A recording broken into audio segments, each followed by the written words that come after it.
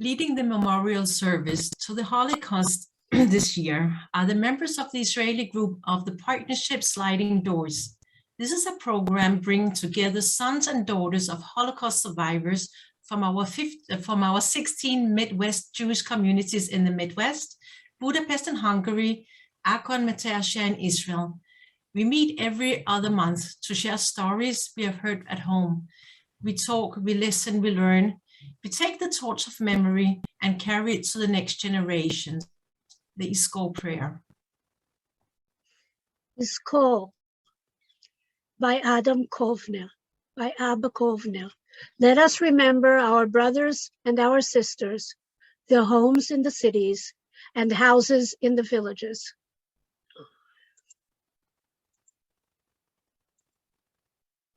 The streets of the town that bustled like rivers, and the inn standing solitary on the way. The old man with his etched out features, the mother in her sweater, the girl with the plates and the children.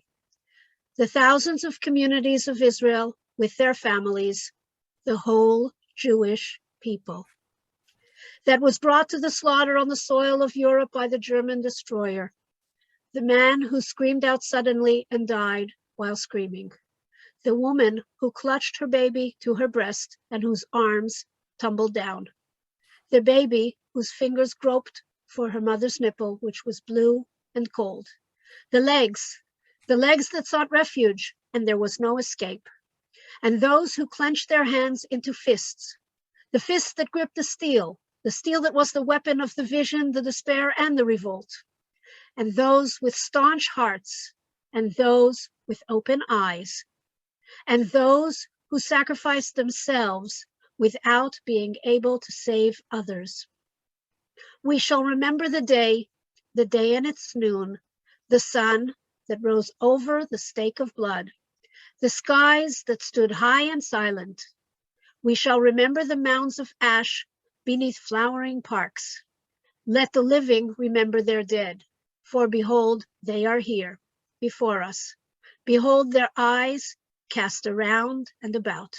So let us not rest. May our lives be worthy of their memory.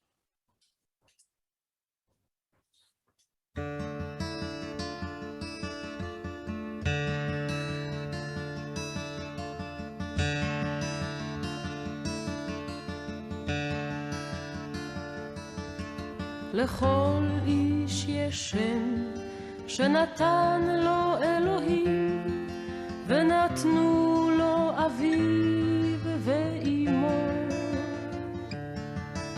לכל איש יש שם שנתנו לו קומתו ואופן חיוכו, ונתן לו האריג. לכל איש יש שם שנתנו לו ההרים, ונתנו לו כתליו. לכל איש יש שם שנתנו לו המזלות, ונתנו לו שכינה. לכל איש יש שם, לכל איש יש שם.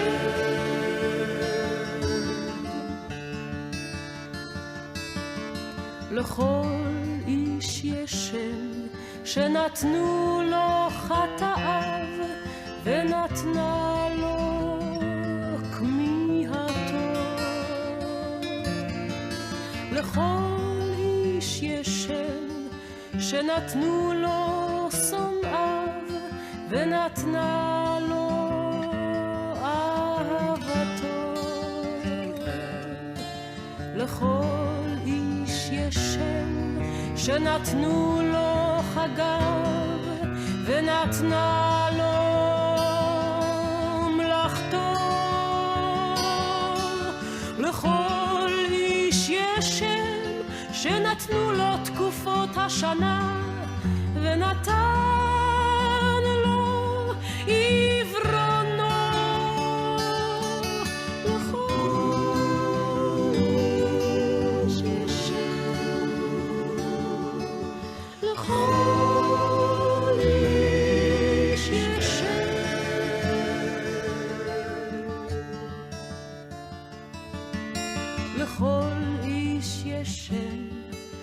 שנתן לו אלוהים, ונתנו לו אביו ואמו.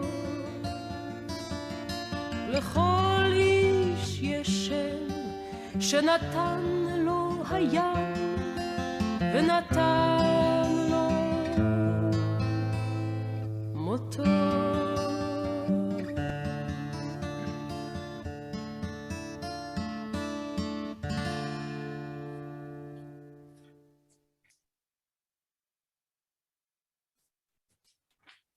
First candle. The first candle will be lit in memory of the destroyed communities. Naomi shall commemorate the Jews of Romania, many of whom perished, and the few who survived to rebuild their lives.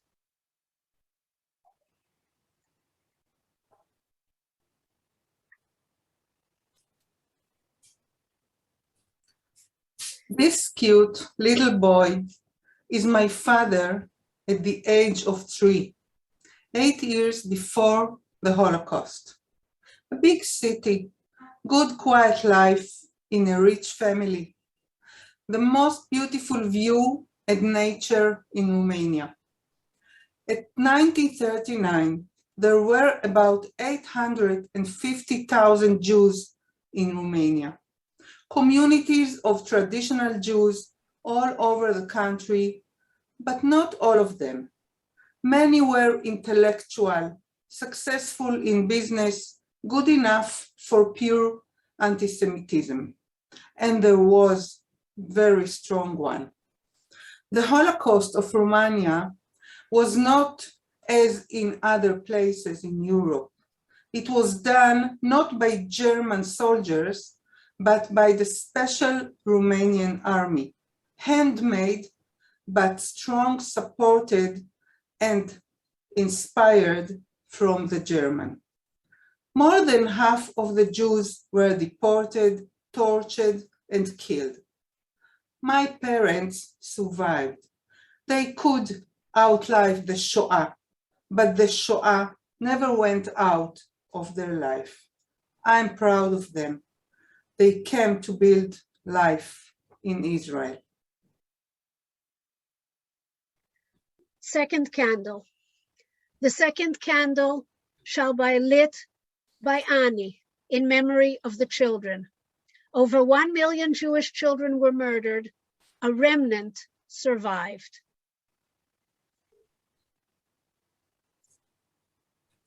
My child, I must leave. You are now the man of the house. The responsibility for your mother and sisters is yours. These were my father's words before he was sent to the labor camp. My father, Saul Kalmanovich, was then a 10-year-old boy in a village in Romania. From that moment on, and at his father's request, he became a man who took care of the family livelihood. For whole days, he searched, collected, worked, and even took without permission anything he found. The main thing was not to return home empty-handed. He risked his life and more than once got a beating, but did not stop. My father never spoke about what he did, never told how much he risked and what he went through as a child. To him, it was his responsibility. Like him, during the terrible time, there were millions of children who paid with their lives and went through hardships and torments. We, second generation of Holocaust survivors, experienced how the Holocaust left scars on all children, our parents, our families, scars and wounds and memories that we are committed to preserving for future generations. Third candle. The third candle will be lit for the undergrounds, citizens of many nations who chose to fight back. This candle will be lit by Heidi in honor of her grandfather. I'm lighting this candle as the Israeli coordinator of the Sliding Dors family in the memory of my grandfather, Christian Flensmose, who was a part of the Danish resistance, who fought against the Nazis in Denmark, together with the entire Danish people, who saved 95% of the Jewish Danes. In 1940, approximately 7,500 Jews lived in Denmark. In 1943, on the night between October 1st and 2nd, the Nazi forces in Denmark launched an action against Danish Jews. The Danish resistance, together with civilians, succeeded in evacuating about 7,000 Jews, which is about 95% of the Danish Jews, while hiding them in churches and houses, and then getting them into smaller fishing boats, sailing them with local fishermen to neutral Sweden. The rescue was successful due to several factors, and here are just two of them. The civilian population's spontaneous reactions to the Nazis' oppression of Jews, and the Swedish goodwill towards the Danish Jews. During the Second World War, fewer than 500 Danish Jews were arrested and deported to the German concentration camp in Theresienstadt, where 52, mostly sick and old, died. Today, approximately 6,000 Jews live in Denmark. Yad Vashem, the World Holocaust Remembrance Center in Jerusalem, decided to plant a tree on the Avenue of Righteous Amongst the Nations in honor of the Danish underground and their extraordinary operation. My grandfather and grandmother, Christian and Eli, continued their strong relationship and support to the Jewish people in Israel.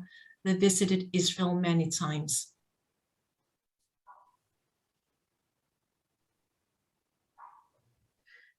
The fourth candle will be lit in honor of the Jewish soldier who dared to raise a weapon, whether as part of a standing army or as a rebel. Uri and Nir are the sons of one such soldier, and Nir will light this candle in honor of his father, a Jewish brigade soldier.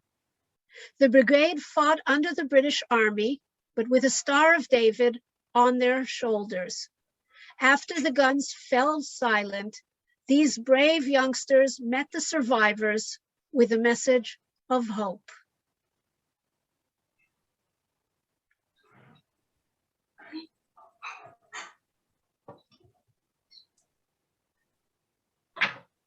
We, Nir Schwartz and Uri Shir, light the memorial candle for the fighters of the Jewish Brigada in memory of our father, Julius Joel Schwartz, who was one of the fighters.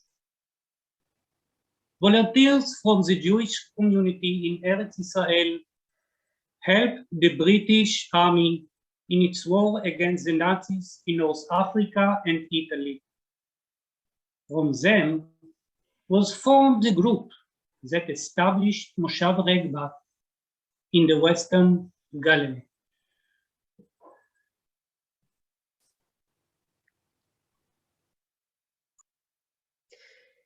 The fifth candle will be lit for all those who resisted without arms, as teachers, doctors, smugglers, forgers, artists, men and women of letters, providing food, social services, culture, and a semblance of normality in a world gone mad. They prolonged life and enabled a number to survive. Dalia will light this candle in honor of the educator, teacher, and director of an orphanage, Janusz Kolchak.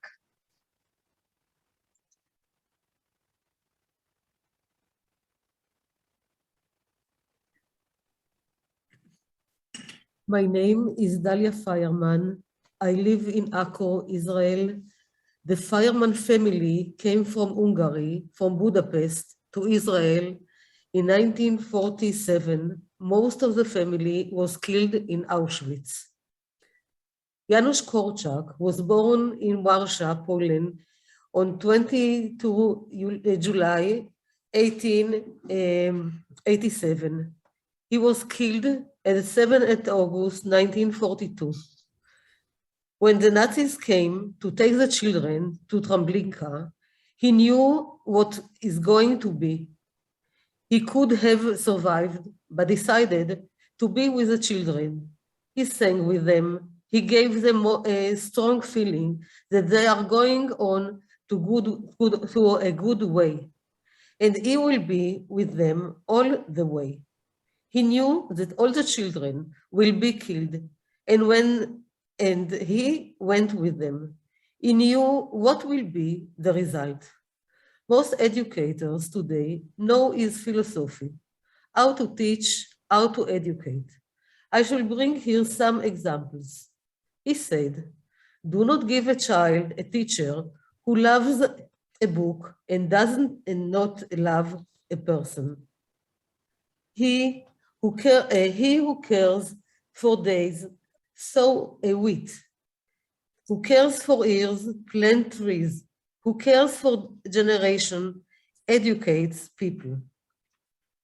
On giving, he said, you have, give, heart, I know. Giving already, when person changes, he will enjoy more until he learns to give, until they happily cherish what he has. 10 comments of Janusz Korczak. Take time for games. Take time to walk, to read, to laugh, to dream of peace, planning for brotherhood with a close person.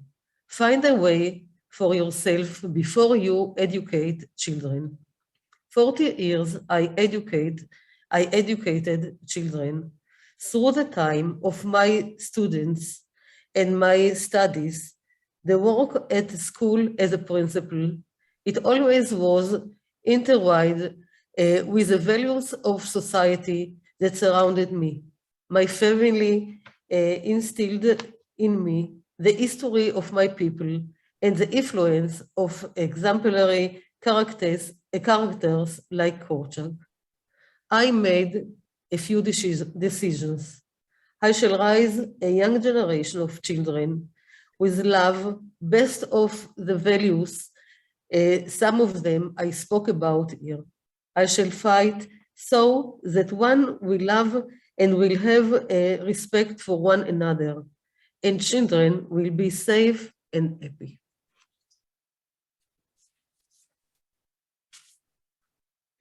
Sixth candle. The sixth candle shall pierce the darkness and shall honor the righteous among the nations. Bravery and dignity were their tools. Rescue was their mission. They aided at great risk to their own lives. Tanya is lighting this candle. Her father owes his life to one such deed.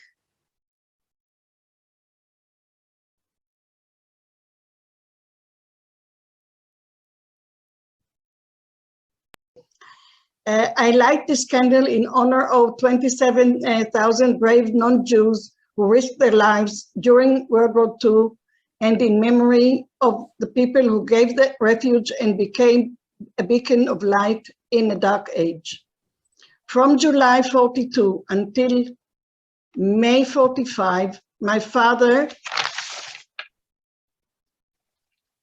was hiding with falsified papers in the Dutch village Nieuwlande in the Netherlands, not far from the concentration camp Westerbork. My father, Max Hermann, was brought to this village by Max Leons, a Jewish resistance fighter, and Arnold Douwes, to the family of Hendrikus and Albertus Gonewille, and stayed with them for 3 years, and so saved his life. In 1942 and 1943, the village inhabitants resolved that every household would hide one Jewish family or at least one Jew. Given the collective nature of the activity, the danger to the village was small. There was no fear of denunciation since all the village dwellers were partners to the crime. All 117 inhabitants of that village were recognized as righteous among the nations. On June 18, 1988, a monument to honor the village of Neulande was dedicated in Yad Vashem and is located on the way to the Valley of Communities and the Garden of the Righteous.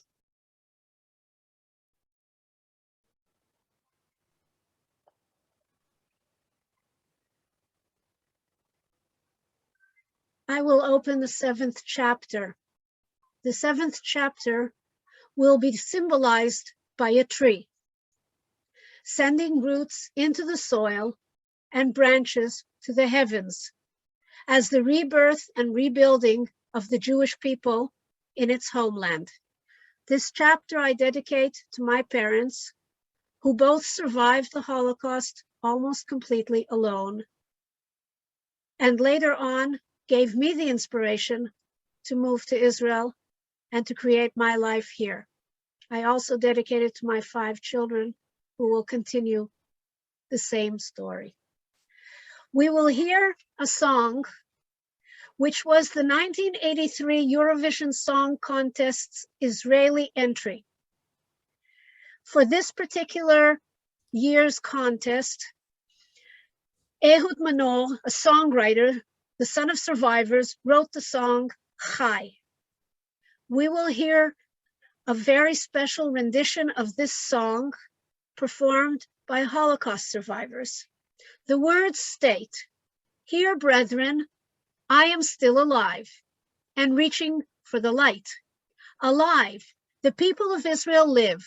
This is the song grandfather sang to father, and today it is my turn." This song was a very fitting return to that particular year of Eurovision Song Contest, which took place in Munich, Germany.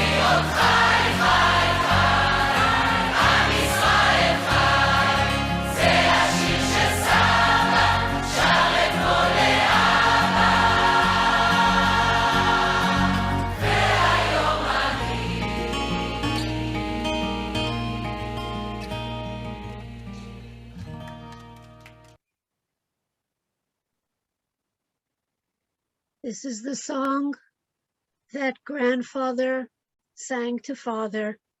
Today, it is our turn.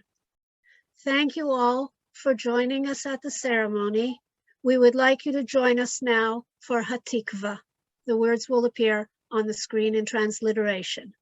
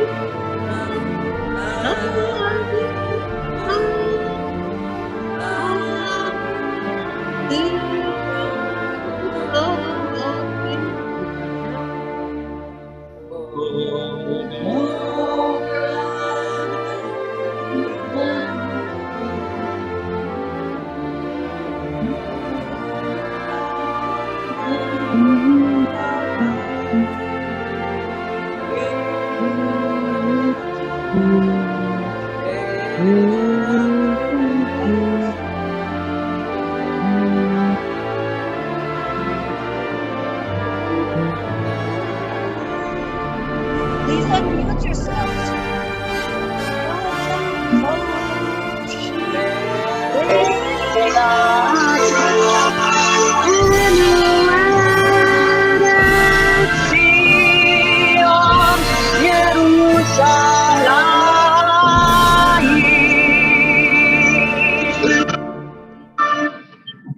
As we say in Hebrew, Tam Hatekis, the ceremony is over. Thank you for joining us.